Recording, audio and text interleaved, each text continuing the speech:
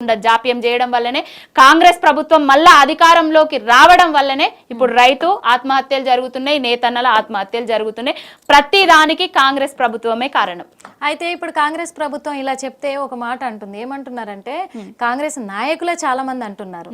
అప్పుడు కేసీఆర్ ప్రభుత్వంలో కేసీఆర్ కావచ్చు, కేటీఆర్ కావచ్చు, హరీష్ రావు గారు కావచ్చు, వీళ్ళంతా కూడా మూకుమ్మడిగా ప్లాన్ ప్రకారమే అందరి దగ్గర కూడా మోసం చేస్తూ అంటే ప్రజలను మోసం చేస్తూ ప్రభుత్వాన్ని వాడుకొని వాళ్ళకి చేతగాక ఇలాంటి గొడవలు జరగకుండా కాంప్రమైజ్ మీద ఎన్ని జరిగినా లోపలే కప్పిపుచ్చారు, బయటికి రానియకుండా. కానీ మేము ఆ పాలన చేయట్లేదు, ప్రజల కోసం పాలన చేస్తున్నాం అంటున్నారు. ప్రజల కోసం పాలన అనేసి గప్పాలు కొట్టింది మనం విన్నాము. మొత్తం గేట్లు తెరుస్తానం, కంచెలు తీసేస్తానం అని చెప్పిండ్రు. ఆ కంచెల సాక్షిగానే నిరుద్యోగులను ఏం చేసిండ్రు, ఆ కంచెల సాక్షిగానే నిరుద్యోగులను ఒక నైట్ అంతా అలా కూర్చుండబెట్టి వాటర్ ఇవ్వకుండా జర్నలిస్టుల మీద కూడా దాడులు చేసిండ్రు. మీ అందరికి తెలుసు ఆ విషయం. ఏ పాలన ఏం పాలన. గత ప్రభుత్వం నయానో భయానో పెట్టింది కదా, మరి మీరేం చేస్తున్నారు? ఇదేంటిది ధర్నా చౌక్ ను ఎత్తేసినామని చెప్పారు. ధర్నా చౌక్ కాడికి వస్తే అరెస్టులు చేసింది ఎవరు? అక్రమ అరెస్టులు చేసింది ఎవరు? మీ ప్రభుత్వం కాదా? మీ పార్టీ కాదా? మీ రేవంత్ రెడ్డి కాదా? ఏం చేస్తున్నారు రేవంత్ రెడ్డి తెలంగాణను? ఏం చేయడానికి వచ్చిండు?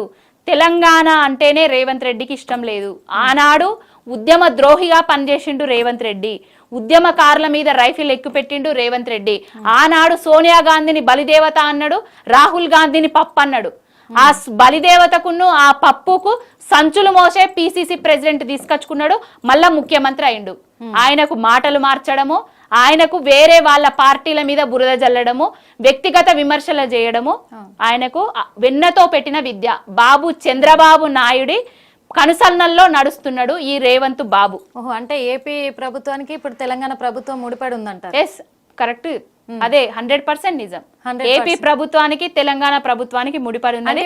అన్ని చంద్రబాబు నాయుడు గారి డైరెక్షన్ లోనే ఇక్కడ నడుస్తుంది. తెలంగాణ పాలన మొత్తం ఇప్పుడు ఏపీ డైరెక్షన్ లో నడుస్తుంది. అవును, చంద్రబాబు గారు నడిపిస్తున్నారు. అవును, అంటే ఇప్పుడు రాష్ట్రాలు విడిపోయినా గానీ ఇప్పుడు నడిచేది మాత్రము అంతే, ఆంధ్ర పాలనే. అయితే ఏది కావద్దనుకున్నామో అదే వచ్చింది మళ్ళా. అయితే ఒకటి ఏంటంటే ఇప్పుడు కొండా సురేఖ చేసిన వ్యాఖ్యలే చాలా అంటే చాలా సంచలనం సృష్టిస్తున్నాయి, దుమారాన్ని రేకెత్తిస్తున్నాయి. ఏమని అంటే కేటీఆర్ రేవు పార్టీలకు వెళ్ళాడు, సినిమా వాళ్ళని రేవు పార్టీలకు తీసుకెళ్ళిండు, అందరినీ డ్రగ్స్కి అలవాటు బానిసలని చేసిండు. మరి కేటీఆర్ గారికి డ్రగ్స్ తీసుకునే అలవాటు ఉంది అని అంటున్నారు. ఎక్కడైనా నిరూపించారా? టెస్ట్ చేయండి ఆయనకి. నేను చెప్తా ఆయనకి టెస్ట్ చేయండి కదా. టెస్ట్ కు రావడానికి నేను సిద్ధంగా ఉన్నా అని చెప్పిండు కదా. ఇవి ఆది నుంచెల్లి ఇప్పుడు కాదండి, గత 5 ఏండ్ల నుంచెల్లి ఆయన మీద బురద జల్లుతున్నారు. ఐటీ అంటేనే దేశంలోనే నెంబర్ 1 మినిస్టర్ గా కేటీఆర్ అన్నకు బ్రాండ్ ఇమేజ్ ఉన్నది. ఐటీని హైదరాబాద్ అంటుంది. సాక్ష్యాలు ఉంటే బయట పెట్టి మాట్లాడమనండి, అన్ని సాక్ష్యాలు బయటికి తీసుకురామనండి. నాకు తెలిసి పర్సనల్ గా నాకు తెలిసిన వ్యక్తిగా నాకు ఇవన్నీ నేను చూశాను కాబట్టి నేను అంటే ఈమె ఏమన్నా బ్రోకరా, ఈమె డ్రగ్స్ కి ఏజెంటా, లేకపోతే ఈమెనే తీసుకుపోయి ఆయనకి ఇచ్చిందా? అవేమన్నా ఉంటే ఇప్పేమని చెప్పండి సాక్ష్యాలు. సాక్ష్యాధారాలు వెంటనే బయట పెట్టి మాట్లాడాలి ఇవ్వండి ఇలాంటి వ్యాఖ్యలు. ఎందుకంటే ఒక బ్రాండ్ ఇమేజ్ ఉన్న నాయకుని మీద బురద జల్లడం తగదు. ఎందుకంటే కేటీఆర్ అన్నను వ్యక్తిగతంగా దెబ్బతీసినాం అనుకోండి, బీఆర్ఎస్ పార్టీ పని ఖతం అవుతుంది అనుకుంటున్నారు. ఆనాడు అధికారంలోకి రావడానికి కేసీఆర్ గారి మీద, కాళేశ్వరం మీద లేనిపోని నిందారోపణలు చేసిండ్రు. అధికారంలోకి వచ్చిన తరువాత కూడా కాళేశ్వరం మేడిగడ్డ కుంగింది, వంగింది, కూలింది అని చెప్పేసిండ్రు. ఏం జరిగిందో తెలంగాణ ప్రజలు తెలుసుకున్నారు. ఇంత భారీ వర్షాలు వచ్చినా కూడా కొట్టుకపోకుండా, కుంగకుండా నిట్ట నిలువుగా నిలబడి ఉన్నది. ఎవరు బురద జల్లిండ్రు, ఎవరేం చేసిండ్రు అనేది తెలంగాణ ప్రజలందరికీ అర్థమైపోయింది. రేవంత్ రెడ్డిని కేటీఆర్ గారిని పోల్చుకుంటే దేనికి పనికొస్తలేడు. రేవంత్ రెడ్డి అనేటైనే కాలి గోటికి కూడా, కేటీఆర్ కాలి గోటికి కూడా సరిపోవట్లేదు. కేటీఆర్ ను మిస్ అవుతున్నామని ప్రతి ఐటీ జాబ్ చేసే వ్యక్తి అంటున్నారు, ఐటీ ఇండస్ట్రీ అంటున్నది, హైదరాబాద్ ప్రజలు అంటున్నారు. ప్రతి భవిష్యత్తున్న నాయకుడు, మా నాయకుడు రామన్నను చూసే మేమందరం రాజకీయాలలోకి వస్తున్నాము. ఐటీ వాళ్ళు ఎందుకు ఇప్పుడు కేటీఆర్ గారిని తలుచుకుంటున్నారు? ఎందుకు తలుచుకోరు? ఇప్పుడు జాబ్స్ ఈయన వచ్చిన తర్వాత అంటే ఐటీని తెచ్చింది చంద్రబాబు గారు అని అంటున్నారు. ఏం తెచ్చిండు ఐటీని? ఒక హైటెక్ సిటీ కట్టంగానే అయిపోతుందా? చంద్రబాబు నాయుడు ఏం చేసిండో, కేటీఆర్ అన్న ఏం చేసిండో మీకు లెక్కలతోటి, మీకు సాక్ష్యాధారాలతోటి ఒక్కసారి మీరు హైటెక్ సిటీకి పోండి. ఐటీ జాబ్ చేసుకునే ప్రతి పిల్లోడిని అడగండి చెప్తారు ఏమని చెప్తారో మీకే అర్థమవుతుంది. ఇంకొకటి ఏంటంటే హైదరాబాద్కు బ్రాండ్ ఇమేజ్ని తీసుకొచ్చింది, ఐటీని మేటీ చేసింది రామన్న. భాష గాని విజ్ఞానం గాని అన్ని రకాలుగా ఆయన మీద ఈయన రావట్లేదనే ఆయన మీద బురద జల్లుతున్నాడు. ఆయనను వ్యక్తిగతంగా ఇమేజ్ డ్యామేజ్ చేస్తే నాకు ఎవరు అడ్డు రారనే భావనతోటే రేవంత్ రెడ్డి కొండా సురేఖ వెనకాలుండి నడిపిస్తున్న స్క్రిప్ట్ ఇది. ఎస్, హైడ్రా పేరుతోటి హైడ్రామాను చేసిండు. హైడ్రా మీద వచ్చిన ఇదేంటంటే పేద ప్రజల కన్నీళ్లు. కొండ సురేఖ చేసిన వ్యాఖ్యలని సీతక్క కూడా సమర్థిస్తుంది. ఎందుకంటే తను చేసిన వ్యాఖ్యలు తప్పుడు కాదు, సమంతాన్ని నిందించలేదు, ఒక రకంగా తనను పొగిడింది అని చెప్పేసి అంటుంది. మరి అది ఎంతవరకు కరెక్ట్ అంటారు? అంటే వేరే వ్యక్తి బెడ్ మీదకి వీళ్ళందరూ కూడా మంత్రులే కదా. వాళ్ళు మంత్రులు కాదు, కంత్రులు అని చెప్తా నేను. వేరే బెడ్ మీదకి అమ్మాయి పోతలేదు అనే వ్యాఖ్యలు కరెక్టా అండి? చెప్పండి. ఏం మంత్రులు అండి వాళ్ళు? బుద్ధి ఉండి మాట్లాడుతున్నారా, బుద్ధి లేక మాట్లాడుతున్నారా, జ్ఞానం ఉన్నదా అసలు? ఇలాంటి మాటలను సమర్థించుకుంటామా? ఇంకా సమర్థించు మాట్లాడుతున్నారంటే వాళ్ళకి సిగ్గు లేదని చెప్పొచ్చు. ఎందుకంటే వాళ్ళకి ఏ మాత్రం సిగ్గు లేదు చెప్పింది. మరి కొండ సురేఖ ఏమని చెప్పింది? ఆ ఒక్కటే కాదు, ఇప్పుడు కన్వెన్షన్ ని కాపాడుకోవడానికి నాగార్జున ఇద్దరు కలిసి అమ్మాయిని పంపించాలి అని చెప్పేసి అది మన నోటితోటి మనం మాట్లాడడానికి కూడా మనకు అసహ్యంగా అనిపిస్తుంది. ఆ భాష అంటే వాళ్ళు మాట్లాడిన భాష ఎలాంటి భాష అండి? మంత్రులు. మీరు పొలిటికల్ వాళ్ళు మీరే చెప్పాలి. ఇంకా ఎందుకు అనంటే ఇప్పుడు ఓకే ప్రతిపక్షంలో ఉన్నారు కావచ్చు, ఆ పార్టీ కావచ్చు, ఈ పార్టీ కావచ్చు, బీజేపీ కావచ్చు, అధికారం అనేది ఎప్పుడు శాశ్వతం. రాజకీయాలలో ఏదన్నా ఉంటే చూసుకోవాలి, కానీ ఇది ప్రజల వరకు వచ్చి అందరి మనోభావాలను దెబ్బతీసే రకంగా రాజకీయాలు తయారవుతున్నాయి. అంటే ఒక వ్యక్తిగతంగా నేను అడుగుతున్నాను, మీ రాజకీయ నాయకుల్ని, ఒక పార్టీ అని కాదు అన్ని పార్టీలను అడుగుతున్నా నేను, ఒక మనిషి విలువల్ని తగ్గిస్తూ కూడా మానవత విలువలకు అసలు సంబంధమే లేదన్నట్టుగా ఇంత నీచంగా దిగజారిపోతుంది మీ రాజకీయం. దీనికి మీరేమంటారు? రాజకీయాలను దిగజారుస్తున్నది రేవంత్ రెడ్డి, కాంగ్రెస్.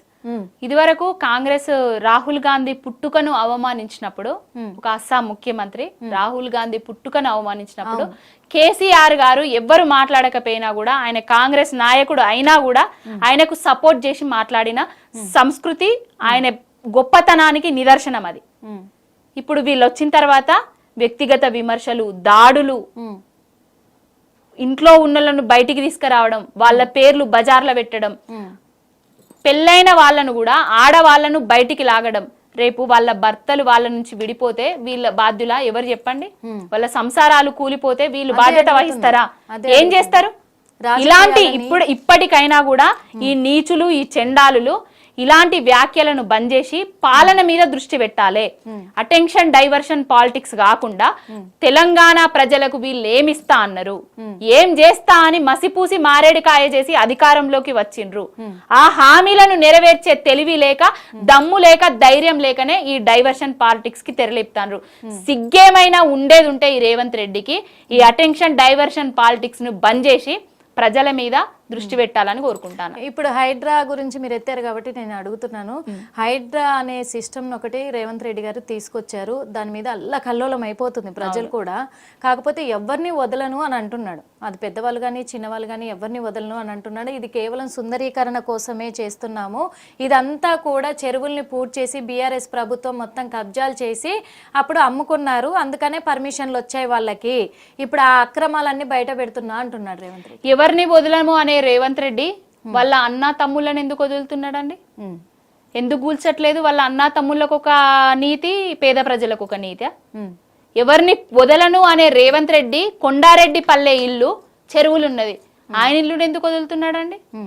చిత్తశుద్ధి ఉంటే ఆయన ఫస్ట్ వాళ్ళ అన్నదమ్ముల ఇల్లును కూర్చోమనుండి, పొంగులేటి శ్రీనివాస్ రెడ్డిది కూల్చమనుండ్రి, పట్నం మహేందర్ రెడ్డిది కూల్చమనుండ్రి, ఫస్ట్ కాంగ్రెస్ నాయకులే కూల్చమనుండ్రి, తర్వాత బీఆర్ఎస్ పార్టీలో ఉన్న అక్రమంగా కట్టిన వాళ్ళే కూల్చమని చెప్పురి, బీజేపీయా ఎంఐఎంఆ ఎంతమంది ఉన్నారో అంతమంది కూల్చమని చెప్పురి, బడా బడా నాయకులే.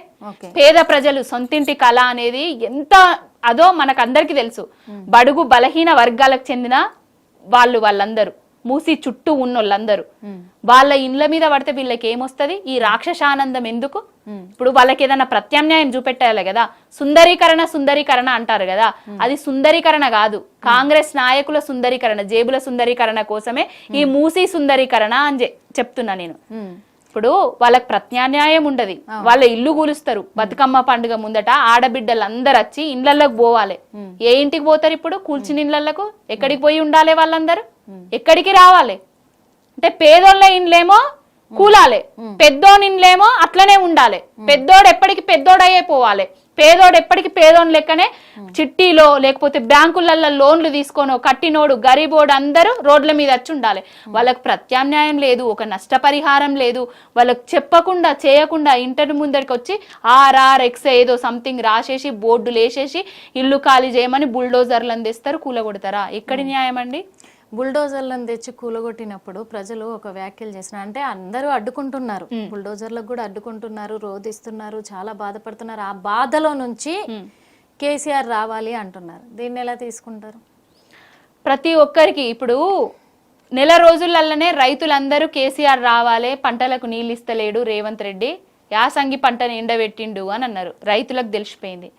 తర్వాత ఏం తెలిసింది? మేడిగడ్డ ఊలిపోయింది, కుంగిపోయింది, నేను ఇంత చేసినా కూడా కేసీఆర్కే పేరు వస్తున్నది అనేసి ఒక తప్పుడు వ్యాఖ్యలు చేసిండు. రైతు రుణం మాఫీ అనేది ముందట పెట్టుకున్నాడు. మళ్ళా రుణం మాఫీ ఎంతవరకు చేసిండు అనయ్యా అంటే పావుల వంతు చేసిండు, రూపాయి మందం అయిపోయింది అనేసి చెప్పిండు. మళ్ళా వాళ్ళ మంత్రులే, వాళ్ళ వ్యవసాయ మంత్రే తుమ్మల నాగేశ్వరరావే వచ్చి మేము ఇంకా చేయాల్సి ఉన్నది అని చెప్పిండు. బట్టి విక్రమార్క గారు కూడా మేము ఇంకా చేయాల్సి ఉన్నది అనేసి చెప్పిండు. వాళ్ళ మాటలకే పొంతన లేదు. మీకు దమ్ము ధైర్యం ఉంటే ఎంతవరకు రుణం మాఫీ అయ్యిందో ఒక నోటు బయట పెట్టండి. గింతమందికి చేసినాము, గింతమందికి కాలేదు, గింత కారణాల వల్ల కాలేదు అని చెప్పాలి కదా. చెప్పేటోడు ఎక్కడున్నాడు, చేసేటోడు ఎక్కడున్నాడు?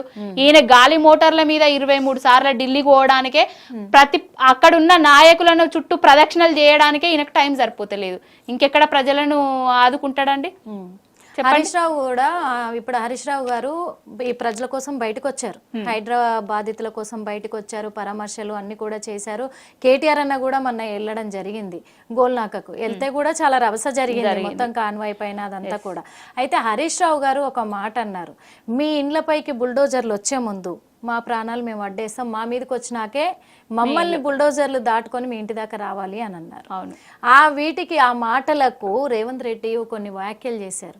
మీ దాకా అంటే ఇప్పుడు హైడ్రా వచ్చి బుల్డోజర్లు వచ్చి ఇండ్లు కూలగొట్టాలి అని అంటే మిమ్మల్ని దాటుకొని వెళ్ళాలి అన్నారు.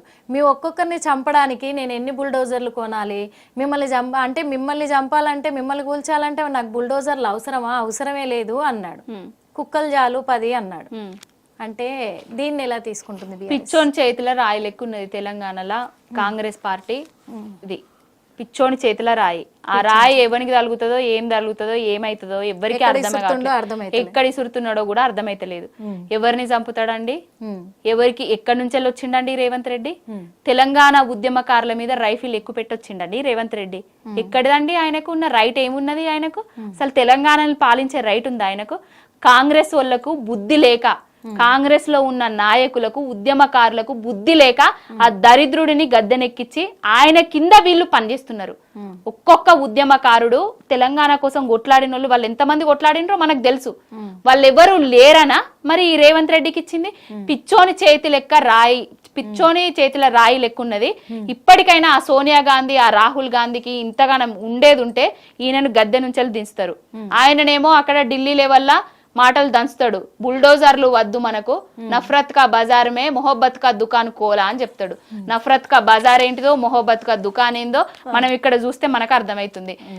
దేశ చరిత్రలా కాంగ్రెస్ వస్తుందిరా అయ్యా అని మనం అనుకుంటుంటే, వాళ్ళు ఇప్పుడు కాంగ్రెస్ వద్దు, మొత్తం ఈ రాష్ట్రమే కాదు పక్క రాష్ట్రాలు కూడా కాంగ్రెస్, తెలంగాణలో కాంగ్రెస్ ప్రభుత్వం చూసిన తర్వాత కాంగ్రెస్ వద్దు, బీజేపీ ముద్దు అనేసి అక్కడ అనుకుంటున్నారు. ఇక్కడనైతే కాంగ్రెస్ వద్దు, కేసీఆరే కావాలనేసి మళ్ళీ అనుకుంటున్నారు. కేసీఆర్నే తలుసుకుంటున్నారు. ప్రతి ఒక్క ఆల్రెడీ బాపు కేసీఆర్ గారు ముందే చెప్పిండు, ఆగమైపోతాం, మోసపోతే గోసపడతాం, తెలంగాణ చీకట్లోకి వెళ్ళి. హిట్ టీవీ యాప్, ఇందులో short news, live news, entertainment shows, movies, digital magazines తో పాటు మీ జిల్లా వార్తలను కూడా ఫ్రీగా చూడొచ్చు.